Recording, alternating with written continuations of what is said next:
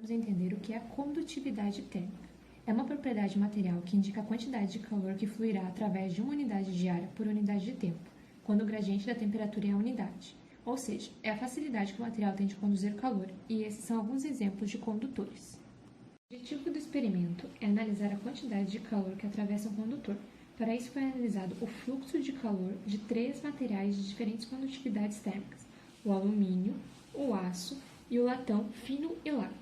Os materiais utilizados para o experimento: foi utilizado um computador com software Pasco, um cronômetro do próprio software, uma fonte de alimentação programável, 4 placas de materiais e também uma placa que remove e fornece energia conforme a necessidade, e um par de sensores em cada placa com uma distância de 3 cm. Os procedimentos feitos para o experimento foram basicamente selecionar o software a ser utilizado no computador, conectar a fonte de energia para as barras, regulada em 5 volts.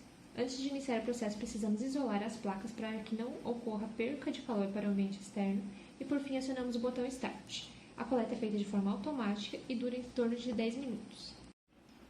Depois da coleta, já podemos observar o gráfico 1, da evolução temporal da temperatura medida nas extremidades afastadas, ou seja, nos pontos T1, T4, T5 e T8, localizado nas placas. Tivemos também o gráfico 2, da evolução temporal da temperatura entre os sensores da barra, onde a linha azul escura é o aço, a em azul claro o latão fino e em roxo o latão largo. Também temos a marrom, que é a do alumínio. Na tabela podemos observar a variação de temperatura para cada material. Para o alumínio, a variação encontrada foi de 1,31, para o latão largo de 2,11, para o latão fino de 3,02 e o aço de 8,19.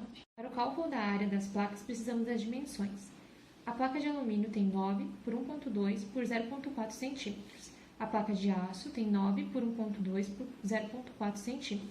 A placa de latão largo tem 9 por 1,2 por 0,4 cm. E a placa de latão fino tem 9 por 0,7 por 0,4 cm. Os valores de variação de temperatura já falados anteriormente, então podemos fazer os cálculos para o valor de fluxo de calor para cada barra.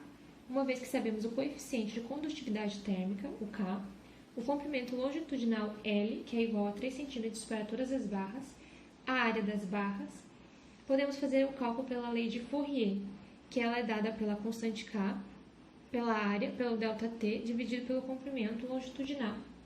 Aplicando os valores na fórmula, encontramos o fluxo de calor do alumínio. Ele é dado pela área, que é calculada pela dimensão da barra de alumínio, que é de 1,2 vezes 0,4. O 235 é o coeficiente de condutividade térmica do alumínio, o 1,31 é a variação da temperatura encontrada na tabela através do software, e o 3 é o comprimento longitudinal. Se multiplicarmos e fizermos esse cálculo, ele vai chegar em 0,49 joules por segundo.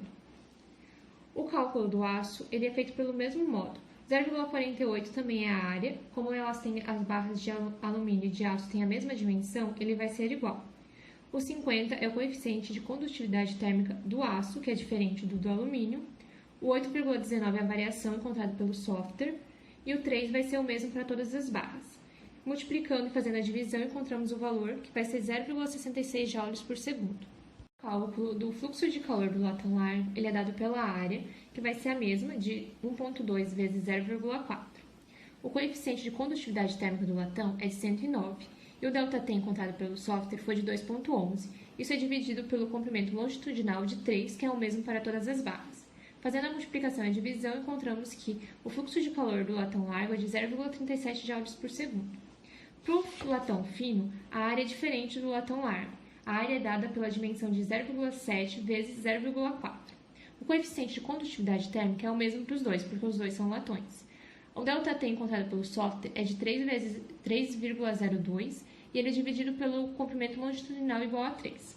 O fluxo encontrado do latão fino, então, é de 0,31 joules por segundo.